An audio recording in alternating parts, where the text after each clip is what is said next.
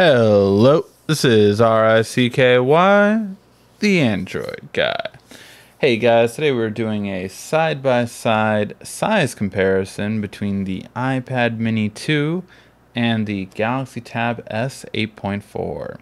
Now these two tablets are the creme de la creme around their size, and they are available at all major carriers, as well as, of course, their Wi-Fi models are available all over the world.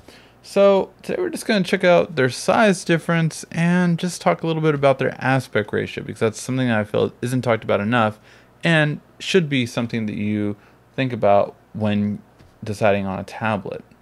Now, these two tablets, of course, are very thin in their own right, and for the iPad Mini, it did not get thinner this time around, but the Tab S is one of the thinnest Samsungs out on the market, and therefore it's actually looks to be slightly thinner comparing to the iPad Mini. I believe it is just by a few millimeters, but as you can see, both tablets are fairly thin across the board.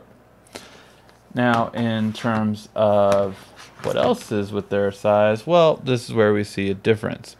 In terms of width, the iPad is going to be a wider device overall, even though it is a smaller device in height, to say the least. You can see just how much of a difference the height is going to be between these two devices. So we do have the height difference matched by the width, and that's what you have here. So one of the big differences, though, is the aspect ratio as well. And I feel this is something that, again, isn't talked about as much, and it should be when you're considering your tablet. The iPad is a 4:3 ratio, meaning that it's kind of designed to see websites in a bit of a different way.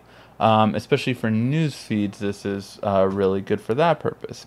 However, anything else you really do, it's not really meant to be in landscape. It really is meant to keep in portrait.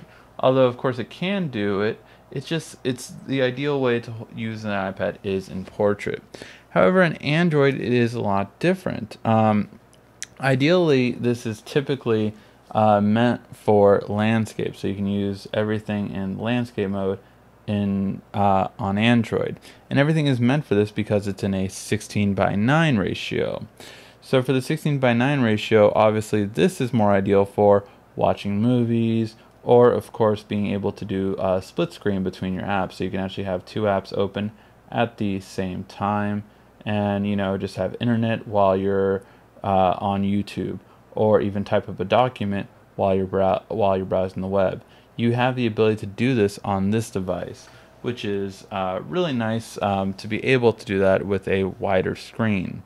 Now, obviously, there is a screen size difference on 7.9 versus 8.4, so you have about a half an inch bigger screen as well, and that might be too big for you, or it might be the right size. So you'll have to decide which one is going to be the right size, but this was just to give you a size comparison between the two and to point out their obvious aspect ratio difference.